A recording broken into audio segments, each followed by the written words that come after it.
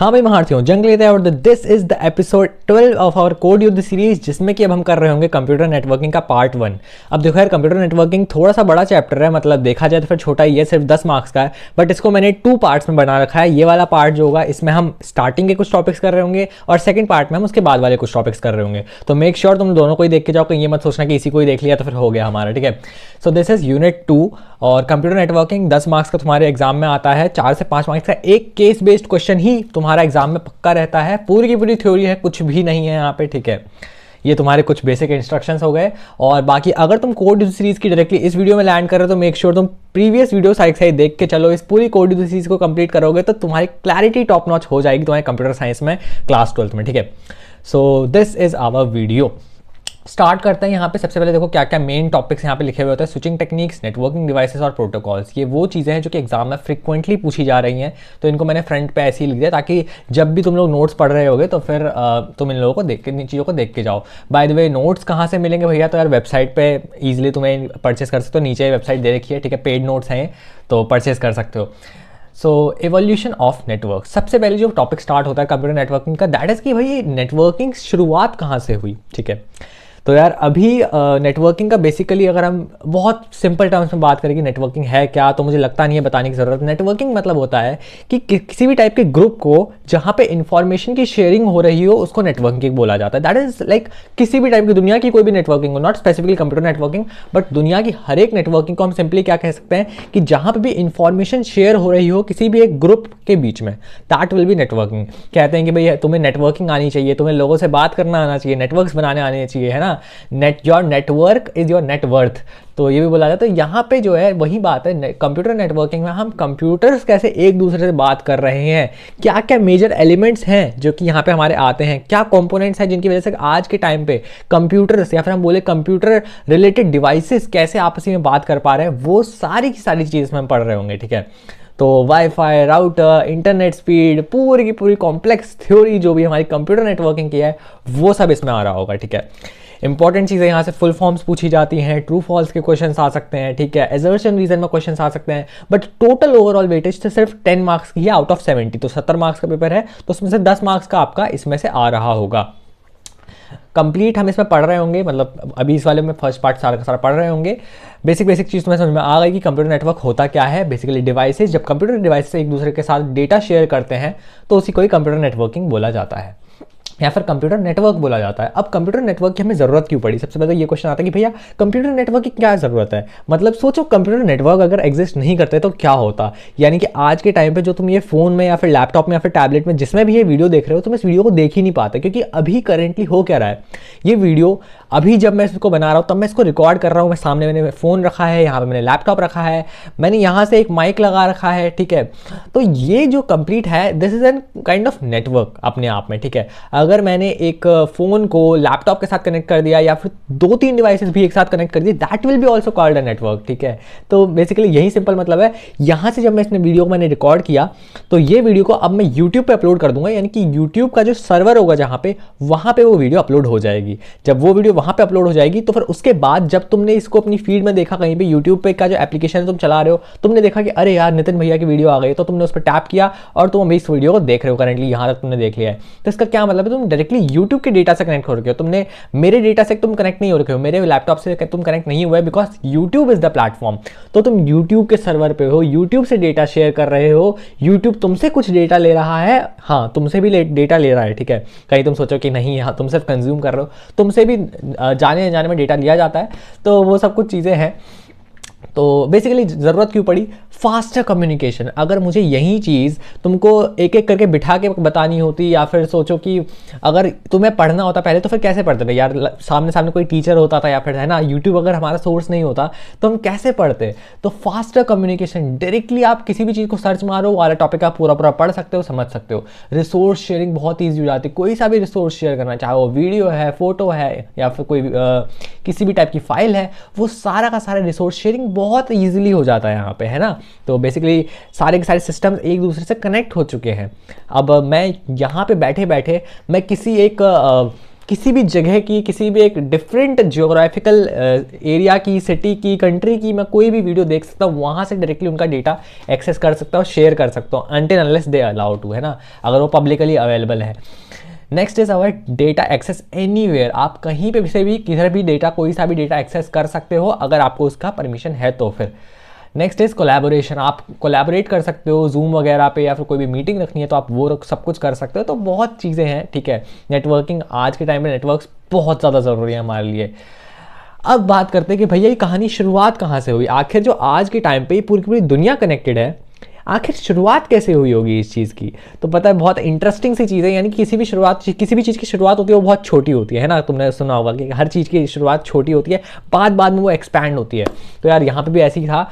ARPANET जो तुम लोग देख रहे हो, ठीक है, अगेन ये जो है एग्जाम पॉइंट ऑफ व्यू से थोड़ा सा कम इंपॉर्टेंट है। इसके रिलेटेड जो मैंने चीज़ें लिखी हैं, कनेक्टेड 4 यूनिवर्सिटीज़, ये यूनिवर्सिटीज़ के नाम भी लिखे हुए हैं, ये एग्जाम पॉइंट ऑफ व्यू से बिल्कुल भी नहीं आने वाला है। बस तुम्हें ये याद रखना है कि सबसे पहले नेटवर्क बना था, दैट वाज ARPANET, और यहाँ पे इसने बेसिकली यूएस के डिफेंस डिपार्टमेंट्स को कनेक्ट किया था, ठीक है। इसने सिर्फ 4 यूनिवर्सिटीज़ को स्टार्टिंग में कनेक्ट किया था, और ये यूनिवर्सिटीज़ के नाम है विच इज़ नॉट इंपॉर्टेंट, और यूनिवर्सिटीज़ का भी ज़्यादा important. It's all about ARPANET। और 1969 सब लगा लो, 1969 के टाइम पे ये सब कुछ स्टार्ट हुआ था।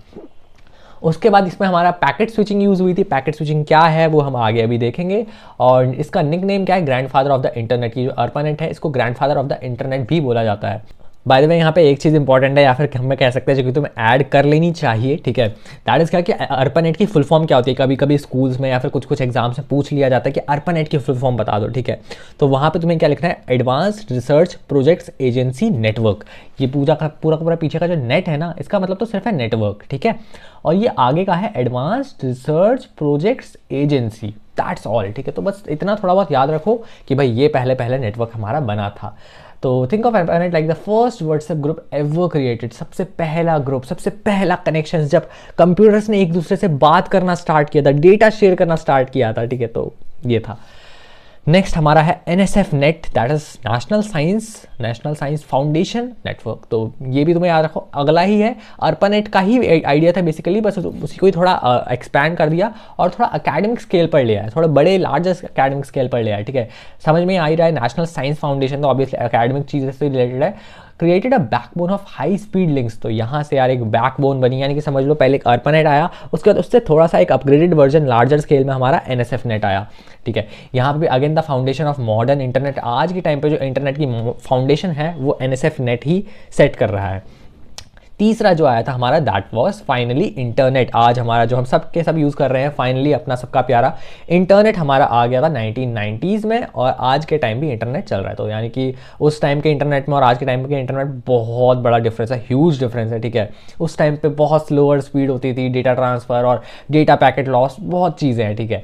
बट आज के डेटा जो है, आज का जो ट्रांसफ़र कनेक्शन है, आज का जो कंप्यूटर नेटवर्क है, वो बहुत ज़्यादा स्टेबलाइज हो चुके हैं। बल्कि आगे की जो टेक्नोलॉजीज आएंगी वो और ज़्यादा स्टेबल कनेक्शन हमें प्रोवाइड करेंगी, सिक्योर कनेक्शन प्रोवाइड करेंगी।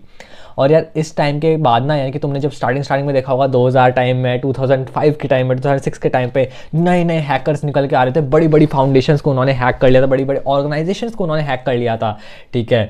मतलब यहाँ से भी और फॉरेन बहुत कंट्री से भी अलग अलग हैकर्स निकल के आए थे, क्योंकि यार उस टाइम पे पता है डेटा सिक्योरिटी बहुत कम थी, ठीक है। तो वहाँ पे उस टाइम को तुम इमेजिन कर सकते हो कि डिवाइसेस एक दूसरे से बात कर रहे थे, बट प्रोटोकॉल्स बहुत कम थी जिसके ऊपर वो एक दूसरे से कम्युनिकेट कर रहे हैं। तो it was easy to break those protocols. तो हैकर्स वगैरह ने डिवाइसेस को हैक भी कर लिया करते थे। बट आज के टाइम पे things are very much stable, very much secure. तो तुम समझ सकते हो, right. Combination of many small networks, ARPANET, NSF net और बाकी सब छोटे छोटे नेटवर्क्स को जोड़ के हमने फाइनली एक इंटरनेट बनाया। अब यार आज के टाइम पे इंटरनेट क्या है ज़रा वो समझ लेते हैं। पहले समझ लिया कि भैया ठीक है, पहले यूनिवर्सिटीज़ से था, फिर उसका एक एक्सपैंडेड वर्जन आया। आज के टाइम पे इंटरनेट का क्या मतलब है? देखो आज के टाइम पे इंटरनेट यानी कि अगर मैं अपना दो तरीके से मैं नॉर्मली फ़ोन या फिर लैपटॉप में इंटरनेट एक्सेस करता हूँ, मेजॉरिटी, ठीक है। और भी तरीके हैं बट मेजॉरिटी हम लोग जो है दो ही तरीके से यूज़ करते हैं। एक तो है कि मोबाइल डेटा यूज़ कर लेते हैं, या तो फिर हमारे घर पे वाईफाई लगा होता है, हम वाईफाई यूज़ कर लेते हैं, राइट। बाकी यार और भी तरह के इथरनेट केबल लगा दिया है फिर और सब कुछ, ठीक है। तो मेजर यही है कि हमने वाईफाई लगा रखा है और उसमें वाईफाई राउटर से हमें कनेक्शन मिल रहा है फ़ोन को, लैपटॉप को, तो वहाँ से हमें डायरेक्टली हम इंटरनेट को एक्सेस कर पा रहे हैं। दूसरा है कि हमने डेटा ऑन कर लिया। अब देखो दोनों के ना मतलब अपनी अपनी जगह पे दोनों चीज़ें हैं। अब इनको दोनों को समझना ज़रूरी है कि दोनों के दोनों अलग तरीके से काम कर रहे हैं।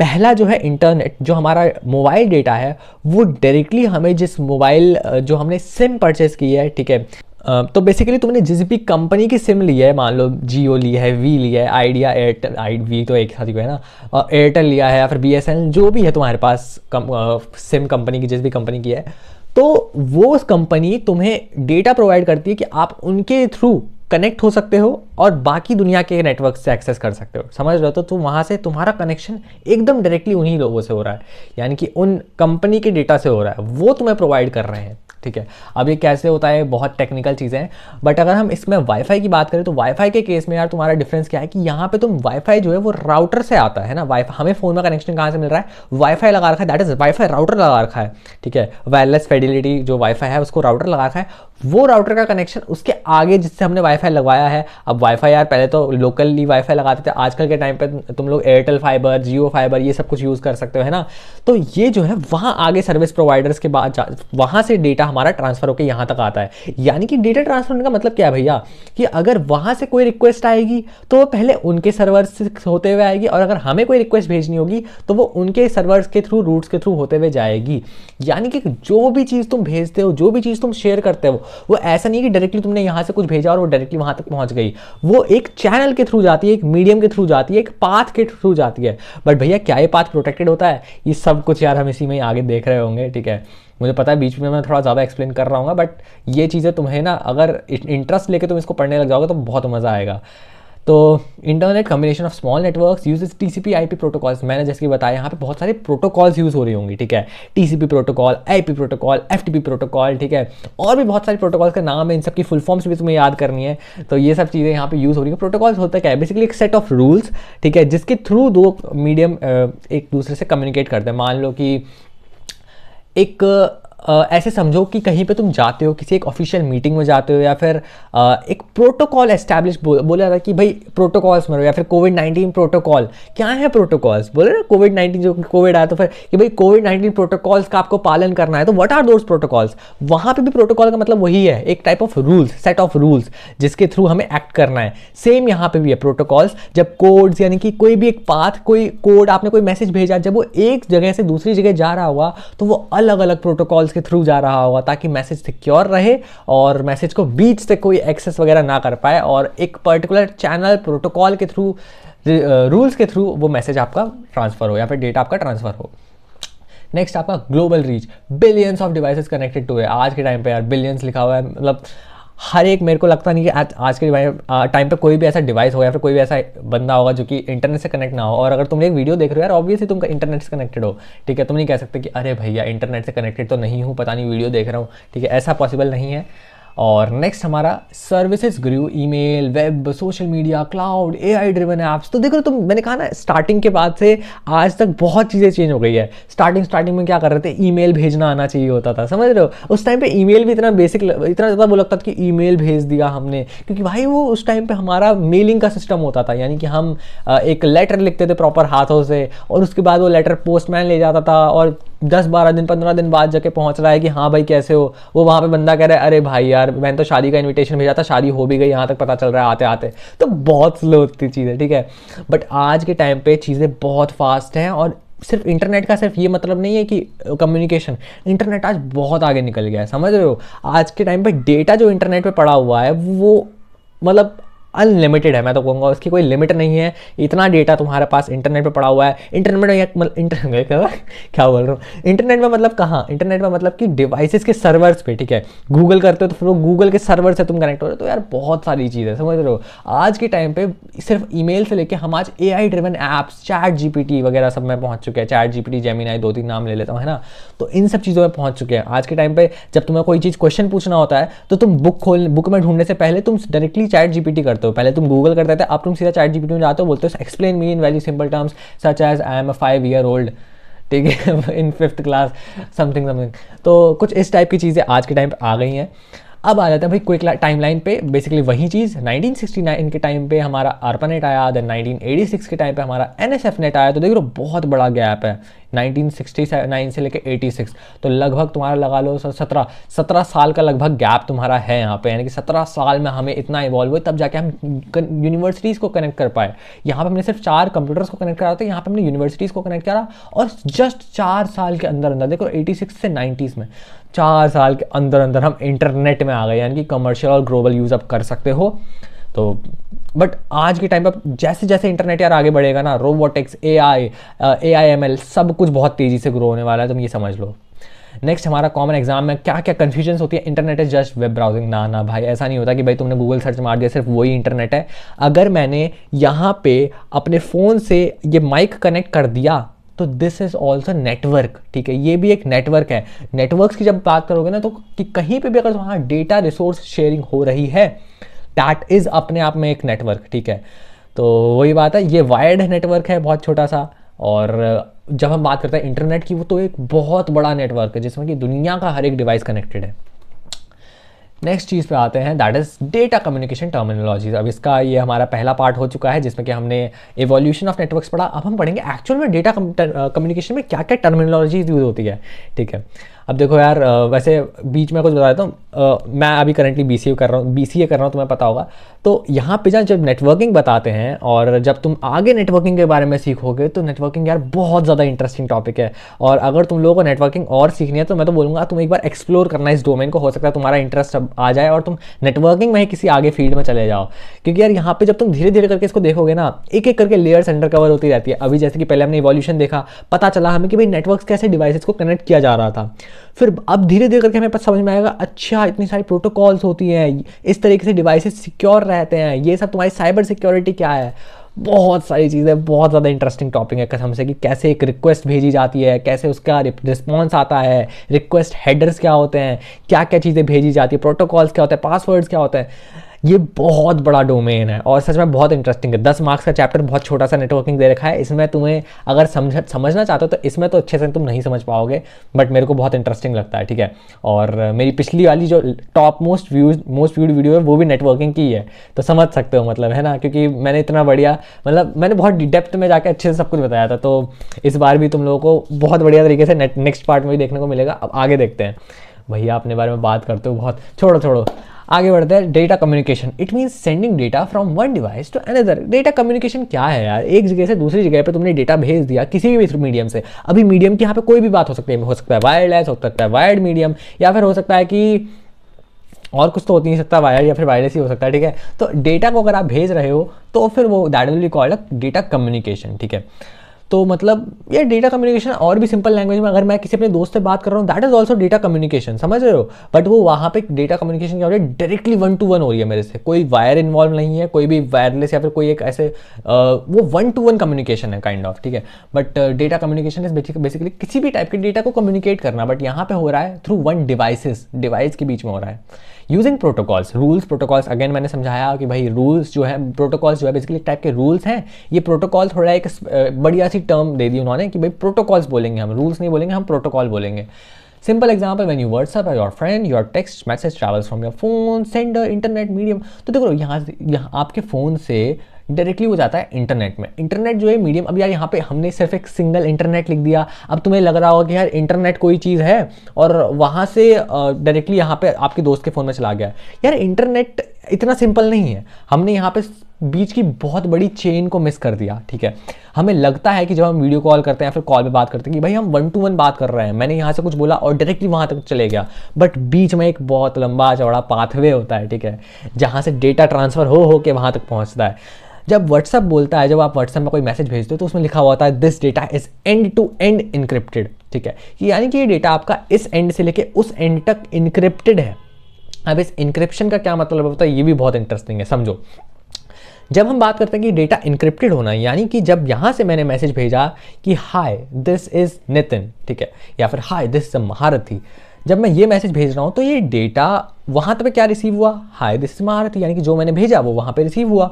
बट क्या इस चैनल के बीच में, इस मीडियम के बीच में कुछ भी चेंज हुआ? तो बहुत बड़ा चेंज हुआ। अब ये क्लेम करता है व्हाट्सएप कि भाई हम एंड टू एंड इनक्रिप्टेड हैं और आपकी प्राइवेसी हम बना के रखते हैं। बट यहाँ से जब हम कुछ भी डेटा भेजते हैं तो जाता कहाँ पे, व्हाट्सएप के सर्वर पर, ठीक है। तो व्हाट्सएप के वो सर्वर पर जाएगा और वो वाला मैसेज आ जाएगा कि भाई यहाँ पे ये वाला मैसेज है आपका, ठीक है। देन वहाँ से वो मैसेज बेसिकली व्हाट्सएप कहता है कि आपका मैसेज हम यहाँ से इनक्रिप्ट कर देते हैं। जैसे ही वो ऐप होता है वो इनक्रिप्ट कर देता है मैसेज को विद इन द ऐप, और वहाँ से वो इनक्रिप्टेड मैसेज भेजा जाता है व्हाट्सएप के डोमेन पर, और वो इनक्रिप्टेड मैसेज को ही व्हाट्सएप फॉरवर्ड कर देता है जिसको भी वो भेजना है, रिसीवर जो है। अब जब वो रिसीवर के फ़ोन में वो ऐप में व्हाट्सएप में ओपन करता है, वो देखता है कि अरे ये मैसेज आया है, बट उससे पहले उसका व्हाट्सएप जो होता है उसको मैसेज को डिक्रिप्ट करता है और देखता है कि एक्चुअल मैसेज क्या था। तो एनक्रिप्शन डिक्रिप्शन का मेजॉरिटी मतलब यही है कि यार वो एक ऐसी लैंग्वेज में गिब्रिश बोलते हैं, फिर एक ऐसी लैंग्वेज में मैथमेटिकली रिलेटेड टर्म्स में लिख देता है जो कि नॉर्मल बंदा, नॉर्मल पर्सन रीड नहीं कर सकता। अगर बीच में मान लो मैं कूद गया, मैं व्हाट्सएप के सर्वर पे आ गया और मैं देखना चाह रहा हूँ कि क्या मैसेज भेजा था तुमने अपने दोस्त को, तो वो मैं रीड नहीं कर पाऊंगा, ठीक है। तो ये है। तो अगेन आगे देखते हैं, यहाँ पे बहुत से कुछ कंपोनेंट्स है। पहला सेंडर, दूसरा रिसीवर, तीसरा मैसेज, चौथा कम्युनिकेशन प्रोटोकॉल और पांचवा कम्युनिकेशन मीडियम और पांचवा प्रोटोकॉल। बहुत बेसिक है। सेंडर जो मैसेज को भेज रहा है, जो डेटा को भेज रहा है वो सेंडर हो जाएगा। जो मैसेज को रिसीव कर रहा है, जिसके पास मैसेज आ रहा है वो रिसीवर हो जाएगा। मैसेज यानी कि क्या, कि जो एक्चुअल डेटा आपने भेजा है, आपने उसको क्या भेजा, हाय आई एम मारुति और ये स्कूल आएगा क्या, कुछ ऐसा मैसेज जो भी आपने भेजा वो आपका मैसेज में आ जाएगा। एंड देन कम्युनिकेशन मीडियम, यानी कि आपने किस कम्युनिकेशन मीडियम का यूज़ किया। अब हो सकता है कि तुमने डायरेक्टली डेटा से कनेक्ट कर रखा था, या फिर तुमने वायर्ड नेटवर्क, या फिर तुम्हारा कुछ वाईफाई से कनेक्ट था। तो जिस भी मीडियम के थ्रू डेटा गया that will called communication medium. अब यहाँ पे केबल, वाईफाई, ब्लूटूथ सब कुछ आ जाता है ना। बाय द वे, जो तुम ब्लूटूथ बड्स लगा के अगर लगाए हैं, अगर उनको लगा के जो तुम वीडियो अगर सुन रहे हो, बाय द वे कौन सुन रहा है बताना, तो वो जो है ये भी एक टाइप का नेटवर्क है अपने आप में, ठीक है। तुमने फ़ोन में ब्लूटूथ ऑन किया और वहाँ से तुमने अपना बड्स लगा लिए, ईयरबड्स लगा लिए, तो अब तुम्हारा जो भी फ़ोन में डेटा है वो ट्रैवल हो रहा है ब्लूटूथ के थ्रू तुम्हारे ईयरबड्स में, तुम्हारी वॉच में अगर स्मार्ट वॉच है तो फिर, ठीक है। और वो डेटा सारा का सारा एक दूसरे को डेटा ट्रांसफ़र कर सकते हैं इन रियल टाइम। तो कुछ ये चीज़ है, ठीक है। नेक्स्ट तुम्हारा पाथ बता दिया मैंने, कम्युनिकेशन मीडियम हो गया। प्रोटोकॉल्स, यार ये प्रोटोकॉल्स डिफर करते हैं अलग अलग जगह पे, ठीक है। कुछ जगह पे तुम्हारा कुछ प्रोटोकॉल लग रहा होगा, कुछ जगह पे कुछ प्रोटोकॉल लग रहा हो, तो अलग अलग जगह मीडियम मैसेज के थ्रू आपका प्रोटोकॉल्स डिसाइड होते हैं। आगे हम इसको बहुत डेप्थ में पढ़ रहे होंगे। विदाउट प्रोटोकॉल कम्युनिकेशन मतलब गिबरिश। अगर उसमें कोई प्रोटोकॉल ही नहीं है, यानी कि कोई बात समझ ही नहीं पाता। यानी कि आज के टाइम पे अगर तुम बोलो कि भैया अगर मैं ये प्रोटोकॉल वाला सिस्टम हटा दूं तो क्या सब कुछ नॉर्मली वर्क करेगा, तो बिल्कुल भी नहीं। सब कुछ प्रोटोकॉल्स के ऊपर डिपेंडेंट है। जो तुम यहाँ से वाईफाई से अगर अपना डिवाइस भी कनेक्ट करते हो ना, तो यहाँ पे भी प्रोटोकॉल यूज़ होती है। जब तुम फ़ोन पे बात करते हो तो वहाँ पे भी प्रोटोकॉल यूज़ होती है। तो हर जगह पे प्रोटोकॉल्स यूज़ होती हैं कुछ ना कुछ। और ये जो डेटा शेयर होता है ये सब कुछ डिवाइसेस इन्हीं प्रोटोकॉल्स को फॉलो करते हैं, तभी जाके डेटा अच्छे से ट्रांसफ़र हो पाता है। अब आता है टॉपिक मेजरिंग कम्युनिकेशन कैपेसिटी का। यानी कि यार हम मेजर कैसे करेंगे कि क्या कम्युनिकेशन कैपेसिटी, मतलब सिंपल टर्म से बताता हूँ, बैंडविड्थ। बैंडविड्थ मतलब है मैक्सिमम। यानी कि भाई जब आप वाईफाई मान लो आप वाईफाई रिचार्ज करना चाहते हो, फिर आप वाईफाई लेना चाहते हो, अपने लोकल वाईफाई प्रोवाइडर के पास गए, आपने उससे बोला कि यार मेरे को वाईफाई लगवाना है। उसने कहा ठीक है सर, इतने इतने Gbps मिलेगा, इतने Mbps मिलेगा, आप बता दो आपको कौन सा चाहिए। आप कह रहे हो यार Gbps Mbps क्या है, मेरे को तो ये समझ नहीं आता, तुम कुछ भी लगा दो। जनरली इंडिया में ऐसे ही पेरेंट्स वगैरह लगाते हैं, ठीक है। आप सस्ता वाला बता दो कि कौन सा सस्ता वाला है, वो लगा लेंगे। बट बेसिकली यार घर के यूज़ के लिए जो नॉर्मल होता है वो चल जाता है, और हमने भी वैसे ही लगा रखा है। तो यहाँ पे जो बैंडविड्थ है ना, वो जो बता रहे हैं कि यार आपको इसमें इतनी स्पीड मिलेगी, वो बता रहे हैं उसकी बैंडविड्थ, वो बता रहे हैं मैक्सिमम स्पीड कि आपको इतनी की कैपेसिटी मिल जाएगी, ठीक है। तो वही है, यहाँ पे बैंडविड्थ हो रहा है आपका maximum data medium can carry, like width of a pipe measured in hertz bits पर सेकंड। तो ये बताता है आपको कि मैक्सिमम कितना डेटा ट्रांसफर हो सकता है एक पर्टिकुलर टाइम में।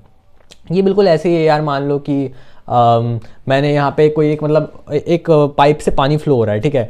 तो उस पाइप से कितना पानी फ्लो होएगा वो डिपेंड करता है कि पाइप कितना चौड़ा है, ठीक है। फिजिक्स वगैरह वाले में तुम्हारे याद आ गया होगा तुम्हें पाइप वगैरह के क्वेश्चन। तो वो पाइप कितना विड्थ उसकी है उस पर डिपेंड करेगा कि उसमें से कितना वाटर फ्लो होगा, या फिर कोई भी चीज़ फ्लो होगी वो उसी चीज़ के ऊपर डिपेंड करेगा कि उसकी विड्थ कितनी है। तो जो विड्थ है वो क्या है, वो बैंडविड्थ है उसकी यार यहाँ पे, ठीक है। विड्थ बैंड अब तुम्हें समझ में आ रहा होगा आई थिंक। बैंड जो होता है ना किसी भी चीज़ के मल्टीपल चीज़ों को एक बैंड ऑफ बोलते हैं, तो मतलब यहाँ पे जो है डेटा बैंड्स में ट्रांसफ़र होता है और उस बैंड की मैक्सिमम विड्थ को बोलते हैं बैंडविड्थ, समझ रहे हो। तो दिस इज योर बैंडविड्थ। अच्छा, तो यहाँ पे नेक्स्ट है हमारा इसको मेजर किस में करेंगे, हर्ट्ज और बिट्स पर सेकंड। जनरली इसको बिट्स पर सेकंड में भी मेजर किया जाता है और हर्ट्ज में भी इसको मेजर कर सकते हैं। हर्ट्ज में मेजर कर सकते हैं तो भैया क्या एक टाइप की फ्रीक्वेंसी है, तो हाँ काइंड ऑफ कह सकते हो ये एक टाइप की फ्रीक्वेंसी है। कि फ्रीक्वेंसी क्या होता है कि कितनी कोई इतने पर्टिकुलर टाइम में कितने बार कुछ हुआ है ना, यही तो होता है frequency basically, the number of time something up happened in a particular time. तो वही चीज़ यहाँ पे है, the number of bits transferred in a particular second, ठीक है, इन 1 सेकेंड। तो इसको हम हर्ट्ज में भी मेजर कर सकते हैं, इसको हम बिट्स पर सेकंड में भी मेजर कर सकते हैं। एग्जांपल क्या है, 100 Mbps wifi has higher bandwidth than 10 Mbps। Obviously भाई 100 Mbps का अगर वाईफाई है तो उसकी 100 Mbps क्या है, उसकी बैंडविड्थ है, ठीक है। उसने बोला कि भाई आपको 100 Mbps की स्पीड मिलेगी, यानी कि MB यानी कि मेगा बिट्स पर सेकेंड। अब देखो यार यहाँ पे थोड़ा सा तुम्हें कन्फ्यूज नहीं होना है मेगा बिट्स और मेगा बाइट्स में। बाइट जो होती है और बिट जो होती है दोनों के दोनों अलग हैं। बाइट को हम कैपिटल बी से डिनोट करते हैं, अगर लिखना चाहो तो फिर लिख लो यहीं पे, अगर नोट्स तुमने प्रिंट आउट करा रखे हैं तो साथ साथ में लिख दो कि भाई मेगा बाइट जो होता है वो बाइट्स में मेजर करेगा। बाइट यानी कि बाइट होता है तुम्हारा बड़ा, बिट होता है छोटा। बिट को हम स्मॉल बी से रिप्रेजेंट करते हैं, BIT बिट है ना, स्मॉल बी जो यहाँ पे स्मॉल बी यूज हुआ है ना बीच में, this is your bit. But जो कैपिटल बी होता है दैट इज योर बाइट। तो 1 byte is equals to 8 bits, ठीक है। जो बड़ा बी है, जो एक बड़ा बी होगा उसमें 8 यहाँ पे यानी कि 8 टाइम्स होता है टाइम, इतना ज़्यादा क्यों एक्सप्लेन करता हूँ, ठीक है। 8 टाइम्स है यहाँ पे, ठीक है। तो 1 byte is equals to 1 byte is equals to 8 bits, easy. तो 100 Mbps wifi has higher bandwidth than 10 Mbps wifi. Next है हमारा डेटा ट्रांसफर रेट। अब ये दोनों देखने में तुम्हें सिमिलर चीज़ लग सकती है बट ये दोनों बहुत डिफरेंट है। इसका मतलब है मैक्सिमम, ये इसको फ़र्क नहीं पड़ता कि मतलब उस बंदे ने वाईफाई प्रोवाइडर ने तुमसे बोल दिया कि भाई साहब आपको 100 Mbps मिलेगा, 200 Mbps मिलेगा, बट क्या तुम्हें वो एक्चुअल में मिल रहा है?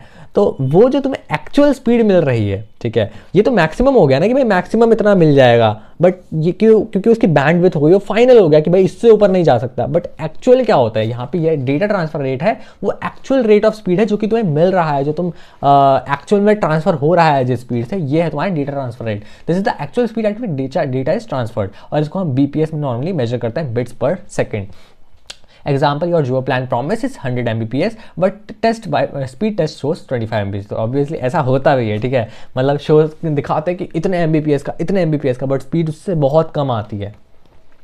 Next is your IP address. और बाय द वे ये कोई जियो प्लान लिखा हुआ है बट इसको ये मत ले लेना कि जियो की स्पीड कम है, ठीक है। जियो सर माफ़ी चाहते हैं, आपसे कुछ नहीं कहा हमने, ठीक है। ये बस एक एग्जाम्पल है और ये किसी भी तरीके से सच्चाई के ऊपर बेस्ड नहीं है, ये सब कुछ ऐसे ही लिखा गया है एग्जाम्पल के पर्सपेक्टिव में। नेक्स्ट हमारा है IP एड्रेस। तो IP एड्रेस, IP मतलब इंटरनेट प्रोटोकॉल, ठीक है, इंटरनेट प्रोटोकॉल एड्रेस। ये एक यूनिक आईडी है जो कि हर एक डिवाइस को नेटवर्क में मिलती है।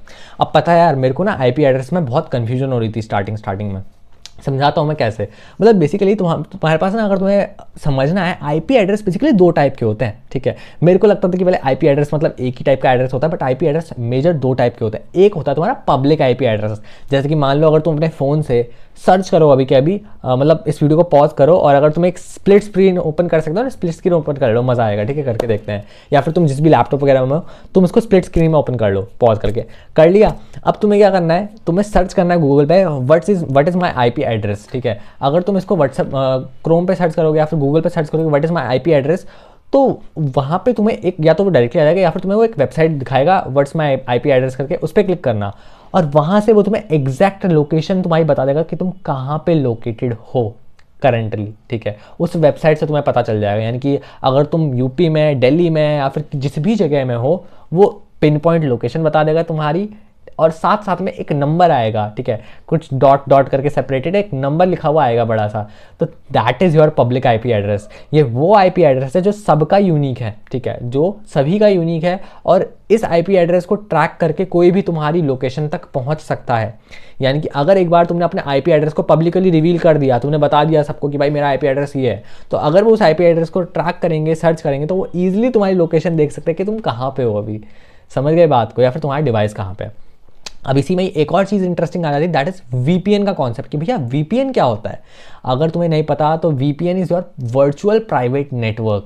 अब ये वीपीएन जो है ना बहुत इंटरेस्टिंग कॉन्सेप्ट है, यानी कि यार आज के टाइम पे हम वीपीएन क्यों यूज़ करते हैं, मतलब अगर किसी को पबजी या फ्री फायर या फिर कोई ऐसा चीज़ एक्सेस करनी है जो कि तुम इंडिया में एक्सेस नहीं कर सकते, ठीक है, मतलब फ्री फायर मैक्स तो कर सकते हो, पहले के टाइम की बात कर रहा हूँ, ठीक है, ऐसा होते रहता है बीच बीच में कुछ ना कुछ।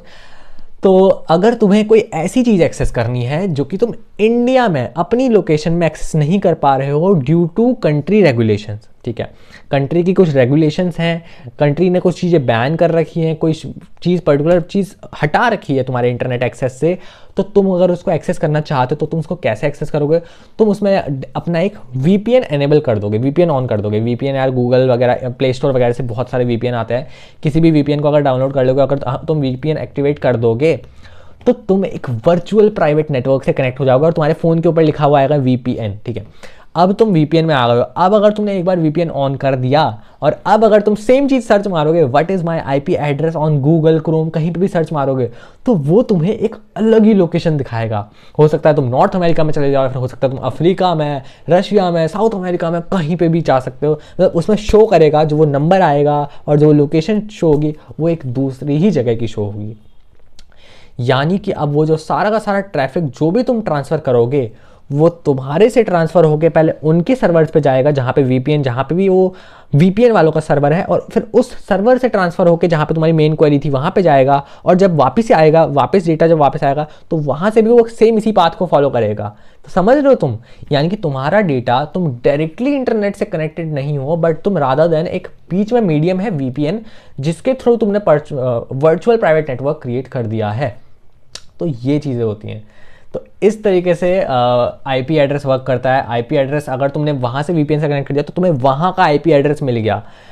तो ये चीज़ है, समझ गए। पहले अब देखो दो टाइप के आईपी एड्रेस हैं, IPv1 V4 IPv6। V4 में यार थोड़ा पुराना था, पहले के टाइम का था, इस टाइप में इसमें होता था, ठीक है, और 32 बिट होता था और ओल्डर लिमिटेड, तो कुछ ऑब्वियसली लिमिटेशंस होंगी तभी जाके नया वाला आया। फिर आज के टाइम पे जो हम यूज़ करते हैं मैक्सिमम दैट इज़ IPv6। सब कुछ यार आज के टाइम के जो भी प्रोटोकॉल होता है वो सब कुछ इन्हीं को ही फॉलो करता है, IPv6 को ही फॉलो करते हैं।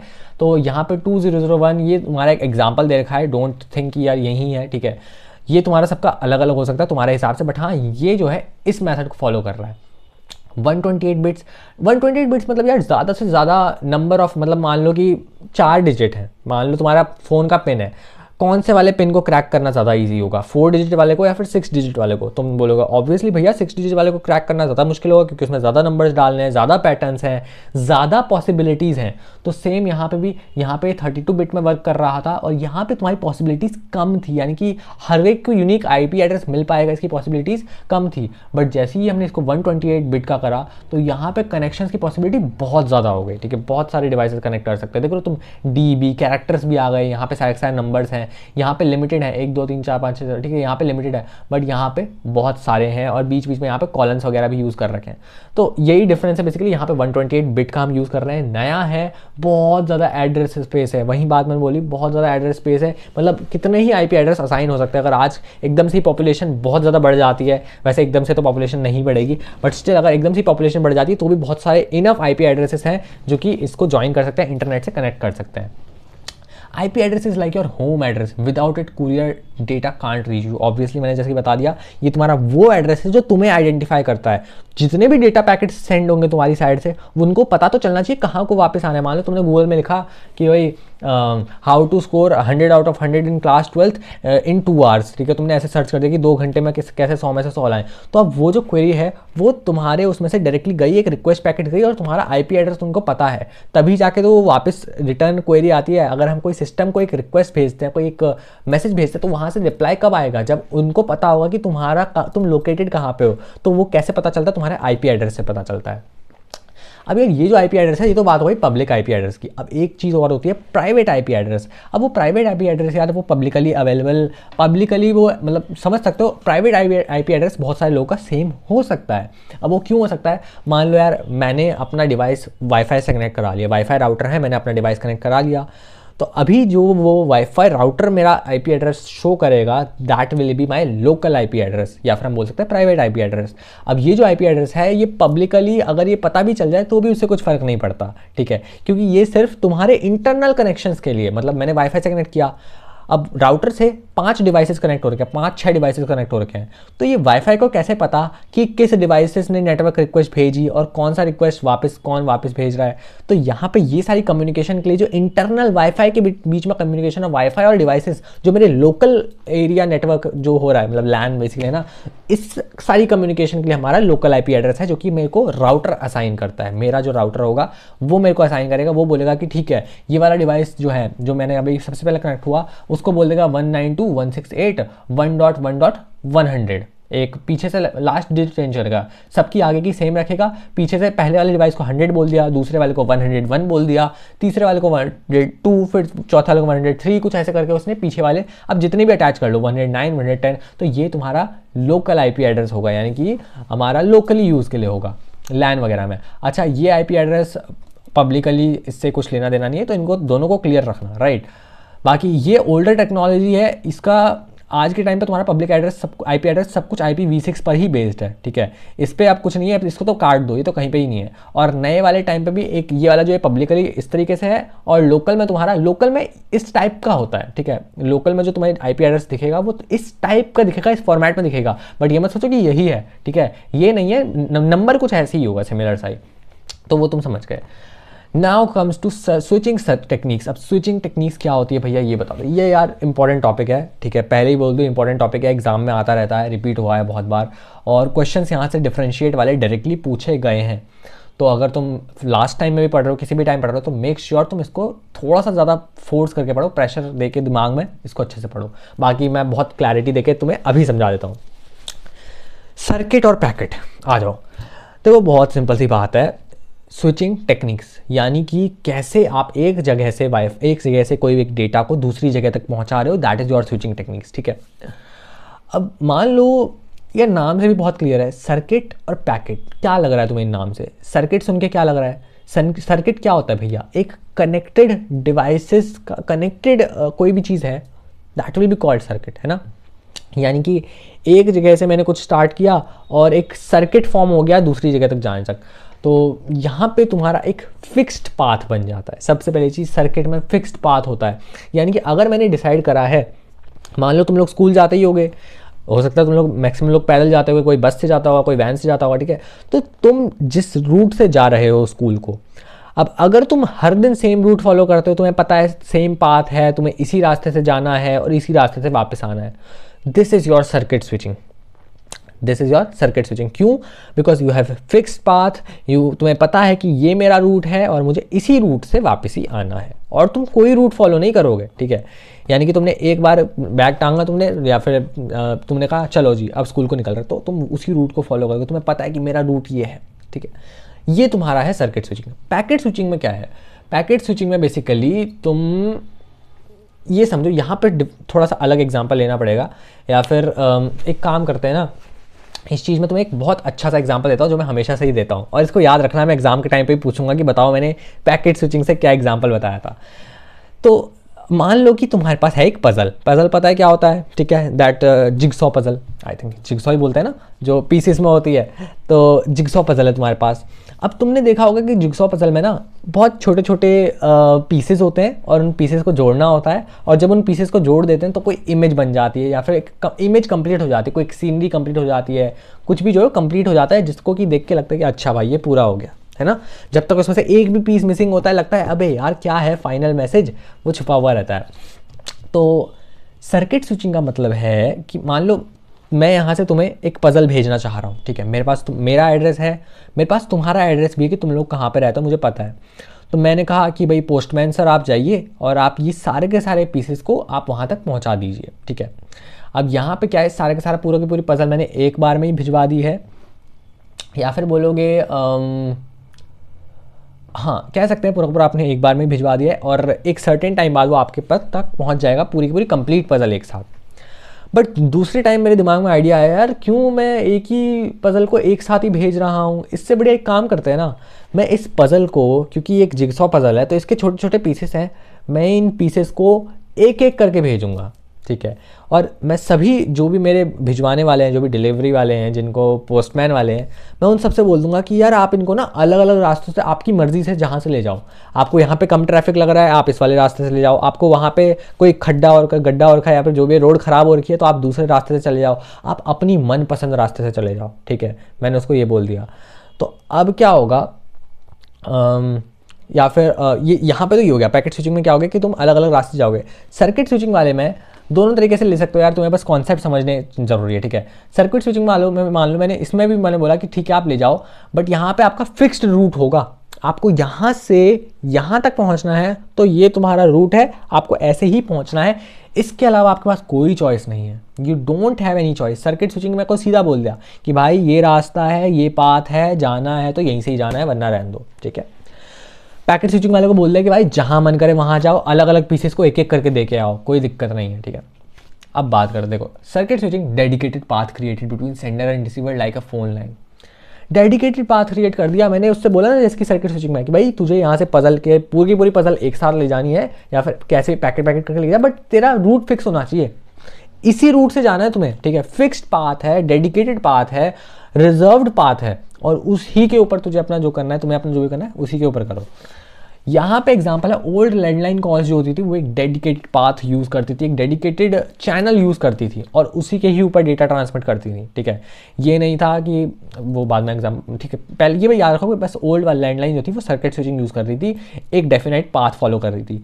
यहाँ पे प्रॉब्लम क्या है कि बैंडविड्थ, जब मान लो कि अब जब व्हेन लाइन इज़ आइडल, अब यहाँ पे दिक्कत क्या है, यहाँ पे क्योंकि एक फिक्स्ड पाथ मैंने बोल दिया, डेडिकेटेड पाथ, कि भाई इसी पाथ के थ्रू भिजवाना है, तो इस पाथ में मान लो उसने भिजवा दी, एक पैकेट भिजवा दिया, बट अब मेरे पास और कोई पैकेट नहीं है, बट चैनल क्योंकि उसने रिजर्व कर लिया तो वो रिजर्व ही रहता है, ठीक है, उतने टाइम तक, भले ही उसका यूज़ ना हो रहा हो, बट क्योंकि वो रिजर्व है तो जितने टाइम तक रिजर्व होगा उतने टाइम तक रिजर्व ही रहेगा, no matter if the route is free, ठीक है।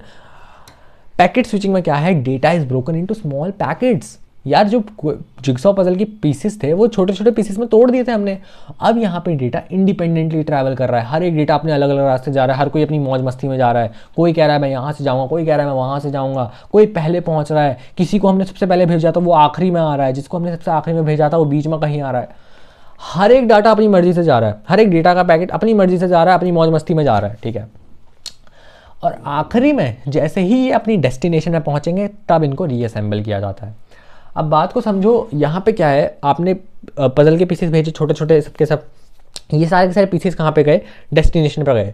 पर सबसे पहले वो जब डेस्टिनेशन में आएंगे तो वो वापस से रीअसेंबल करेंगे, मतलब अब वहाँ पे जाके पहुँच के तुम्हारे पास पजल के छोटे छोटे पीसेस पहुँच गए, बट अब तुम्हें इन पीसेस को बनाना भी तो है, तभी जाके तो पजल सॉल्व होगी, तभी जाकर तुम्हें मैसेज डिकोड कर पाओगे। तो हर एक पीस वहाँ पे आता है और अपने आप को अपनी अपनी पोजीशन पे सेट कर लेता है, ठीक है। और या फिर तुम लोग उसको पीसेस को बनाते हो, तुम लोग देखते हो कि अच्छा अरे यार 10 पीस आने थे, अभी तो 8 ही आए हैं, तो जब तक वो 2 मिसिंग है तब तक तुम्हारा मैसेज इनकम्प्लीट है।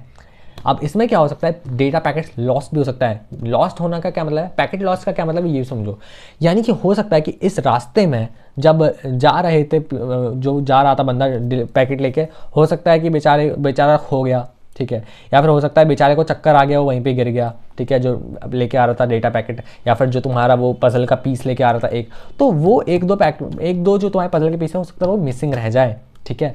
तो यहाँ पे ये होता है। यूज्ड इन इंटरनेट टुडे, आज के टाइम का इंटरनेट भाई साहब पैकेट्स पे ही चल रहा है, ठीक है। पैकेट भेजो, एक्नॉलेजमेंट भेजो, बहुत कुछ है, ठीक है। भैया एक्नॉलेजमेंट क्या है, तुम्हारे काम की चीज़ नहीं है, बट ठीक है, ये सब कुछ तुम्हें आगे समझ में आएगा। तो आज के टाइम का इंटरनेट पूरी तरीके से पैकेट टेक्नोलॉजी के ऊपर बेस्ड है, पैकेट स्विचिंग के ऊपर बेस्ड है, यानी कि जो भी तुम देख रहे हो अभी, अगर तुम इस वीडियो को भी देख रहे हो तो इस वीडियो भी तुम्हारी पैकेट्स में आ रही है भैया, वीडियो पैकेट्स में कैसे आ रही है। तो एक काम करो, अभी इस वीडियो का ना ऑफ कर दो, डेटा वाईफाई जो भी है तुम इसको ऑफ कर दो, इंटरनेट से डिस्कनेक्ट कर दो। तुम ऑब्जर्व करोगे कि ये वीडियो उसके बाद भी कुछ देर तक चलेगी, ठीक है, मतलब 5 सेकंड 7 सेकंड डिपेंडिंग ऑन कि कितना तुम्हारा वो ऑलरेडी पैकेट ट्रांसफ़र हो चुका है।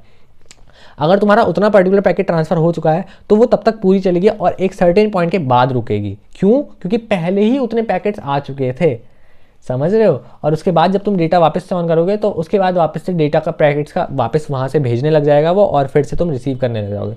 तो यहाँ पे भी डेटा पैकेट्स आज के टाइम पे पूरे इंटरनेट पैकेट स्विचिंग पे ही बेस्ड है। तो always right internet uses packet switching. तो जहाँ पे तुम्हें पैकेट स्विचिंग का एग्जाम, मतलब अगर पैकेट स्विचिंग लिखनी भी ज़बरदस्ती एग्जाम्पल देकर आओ, तुम्हें अगर पूछा हुआ है, ठीक है, ऐसा मत सोचो कि भाई मेरे से एग्जाम्पल तो पूछे नहीं है। अगर तुमसे सर्किट स्विचिंग पैकेट स्विचिंग पूछी है, यू विल यूज़ एग्जाम्पल। यहाँ पे ओल्ड लैंडलाइन कॉल्स, पहले के जो लैंडलाइन कॉल्स होते थे उनमें डेडिकेटेड पाथ चाहिए होता था, सर्किट स्विचिंग थी। आज का इंटरनेट जो है पैकेट स्विचिंग यूज़ कर रहा है। नेक्स्ट हमारा है transmission media, and this is probably the last topic, ठीक है। अब इसको कंप्लीट करने के बाद हम नेक्स्ट हमारा नेटवर्किंग के पार्ट 2 में करेंगे।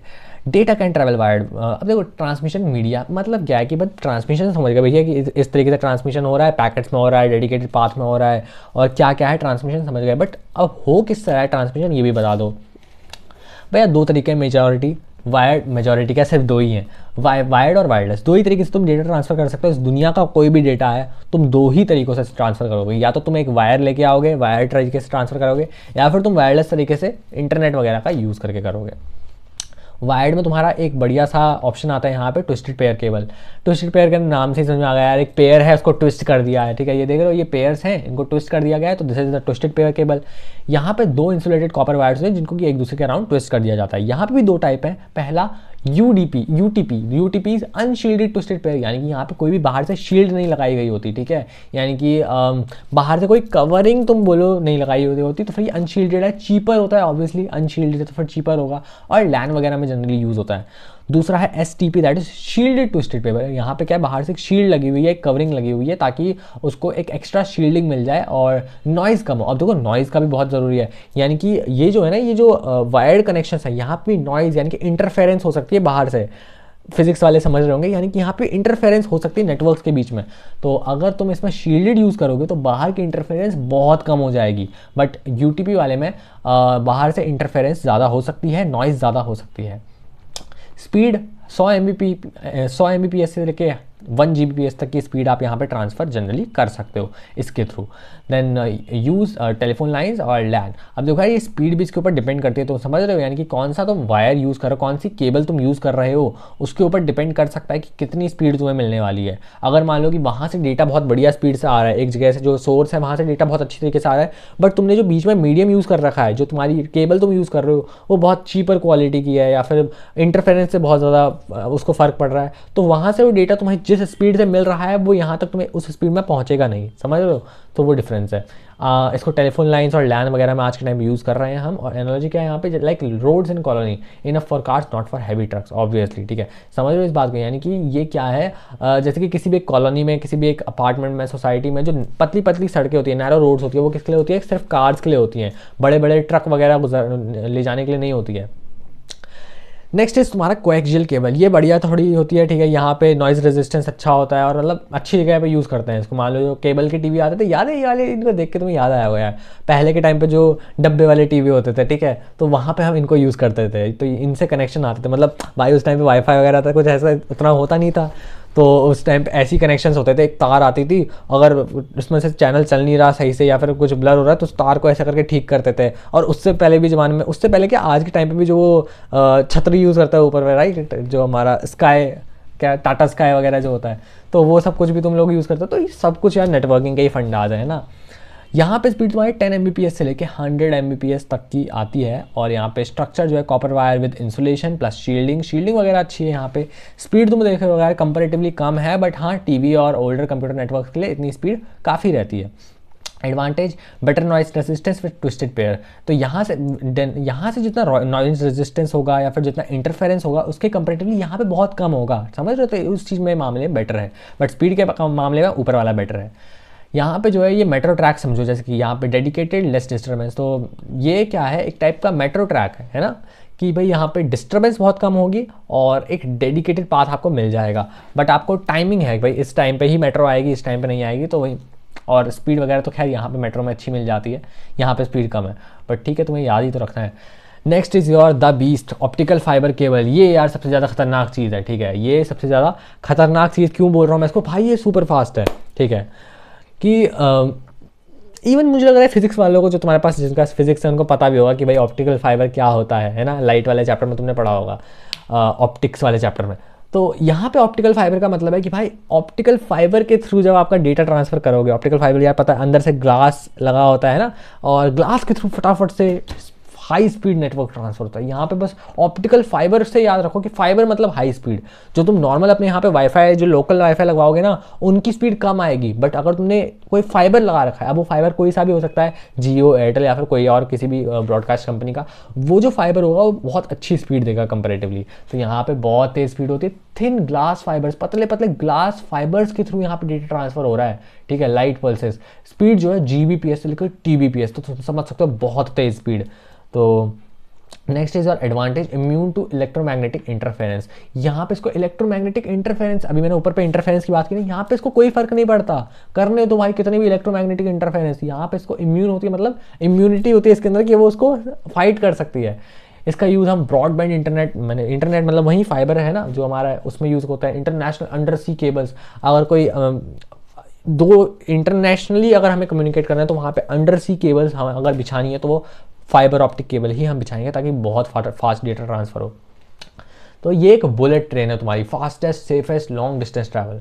तो समझ रहे हो, ये तुम कह सकते हो कि सही है, बढ़िया है, स्पीड इसकी ठीक ठाक ही है, और बाकी बट इसमें इंटरफेरेंस में मिल जाएगा। यहाँ पे तुम्हारा इंटरफेरेंस बहुत कम होता है, बट स्पीड थोड़ा सा कॉम्प्रोमाइज़ हो जाएगी कोएक्सियल में, यहाँ पे टीवी वगैरह में यूज़ हो जाएगा। ये भाई हर मामले में बढ़िया है, ठीक है, इसमें इंटरफेरेंस भी नहीं है, इसमें स्पीड भी बहुत तगड़ी है। Next is your wireless communication media. Wireless में यार तुम्हारा ये क्वेश्चंस आ जाते हैं यहाँ से, ठीक है, तो मेक श्योर तुम इनको करके जाओ। रेडियो वेव्स, माइक्रोवेव्स और इंफ्रारेड वेव्स, इनकी कितनी फ्रीक्वेंसी है, क्या रेंज है, ये सब कुछ में पता होना चाहिए। और प्रॉपर इसके लिए टेबल यहाँ पे मैंने दे रखी है, इनको ना तुम प्लीज़ याद करके जाना, ठीक है, प्लीज़ याद करके जाना, क्योंकि यहाँ से क्वेश्चन आ सकते हैं एंड आते भी हैं। रेडियो वेव्स की फ्रीक्वेंसी 3 किलोहर्ट्ज़ से लेकर 1 गीगाहर्ट्ज़। यूज़ इसका एफएम रेडियो। अब वो क्वेश्चंस किस टाइप के आते हैं, ऐसे मान लो फिल इन द ब्लैंक्स में क्वेश्चन आ गया कि सैटेलाइट कम्युनिकेशन यूजेस विच वेव्स, अब ऑप्शंस दे दिए फिल इन द ब्लैंक्स में, या फिर किसी में भी आ गया तो microwaves, radio waves, infrared waves, या फिर और कोई ले लो, यानी कि रेडियो वेव्स और भी कोई 1-2 गामा वेव्स वगैरह दे दिए, ठीक है। तो अब वहाँ पे तुम्हें क्या पता होना चाहिए कि भाई माइक्रोवेव्स हैं जो कि इसको यूज़ करें, तो एग्जाम्पल मेनली याद रखो। फिर इसकी रेंज कितनी होती है, 30 से लेकर 50 किलोमीटर तक की रेंज हमारी माइक्रोवेव्स की होती है। अब ये वायरलेस है, ध्यान रखना, यहाँ पे कोई भी वायर इन्वॉल्व नहीं है। अलग अलग टाइप की वेव्स हैं, अलग अलग फ्रीक्वेंसीज पे कम्युनिकेट करती हैं। एंड रेडियो वेव्स जो इस फ्रीक्वेंसी में करेंगे वो रेडियो वेव्स हो जाएगी, FM, TV, cordless phones, range कुछ मीटर से लेकर किलोमीटर की। माइक्रोवेव्स का मैंने बता ही दिया। इंफ्रारेड में तुम्हारा यार ये कंप्लीट जो है ना थ्योरी है, यहाँ पे कुछ भी वो बताने लायक या फिर कुछ मज़ेदार चीज़ यहाँ पे बताने लायक नहीं है, तो इसको तुम थ्योरी को बिल्कुल याद कर लेना। Fibre optics uses light not electric, हाँ ये भी पता होना चाहिए भाई, फाइबर ऑप्टिक्स जो है तुम्हारी लाइट यूज़ कर रही होती है, ठीक है। तो फाइबर ऑप्टिक्स वर्ड से ही समझ में आ रहा है कि भाई लाइट का कुछ रोल होगा। और micro radio waves is not equal to microwave, दोनों अलग अलग है, फ्रीक्वेंसी दोनों की अलग होती है, रेडियो और माइक्रो की। और infrared works only in short range. Infrared मतलब पता है जो टीवी का रिमोट होता है, ये सब इंफ्रारेड यूज़ करते हैं, तो ये भी याद रखना। एग्जाम्पल्स इंपॉर्टेंट है कहाँ पे, जैसे कि यहाँ पे सब कुछ एग्जाम्पल दे रखा है। रिमोट सेंसर लिखा है ना, रिमोट सेंसर वगैरह में कुछ ही जहाँ पे बहुत कम डिस्टेंस होगा वहाँ पे इंफ्रारेड वेव्स। और मोबाइल, वाईफाई, इन सब में हमारा माइक्रोवेव्स यूज़ होता है, 30 से लेकर 50 किलोमीटर की रेंज है। FM, TV, cordless up to kilometres range, तो रेडियो वेव्स में ये रेंज दे रखी है। ब्रॉडबैंड में अंडर सी केबल में बहुत ज़्यादा रेंज इसकी देखो, जीबीपीएस से लेकर स्पीड की रेंज है, राइट। तो यहाँ पे तुम्हारी केबल्स और टीवी केबल अर्ली नेटवर्क्स तुम्हारी कोएक्सियल में तुम्हें दिख रहा है 10 से लेकर 100 Mbps, और ट्विस्टेड पेयर में 100 से लेकर 1 Gbps। और इनकी लिमिटेशंस भी सबकी पता होनी चाहिए कि भाई ये सिक्योर है, लेस सिक्योर, ये बल्की है, ये एक्सपेंसिव है, ये नॉइजी और इंटरफेरेंस है इसमें, और यहाँ पे लाइन ऑफ साइट नीडेड, और यहाँ पे शॉर्ट रेंज LOS नीडेड, और इसके अलावा कुछ भी नहीं है। बाकी सब चीज़ तुम्हारी हो गया, ठीक है। अगला यार नेक्स्ट जो हमारा होगा कोड युद्ध एपिसोड 13 में हम कर रहे होंगे नेटवर्क डिवाइसेस, ये सारी के सारे टॉपिक्स। एंड इसके बाद अरे आजा लोड हो जा, चलो छोड़ो।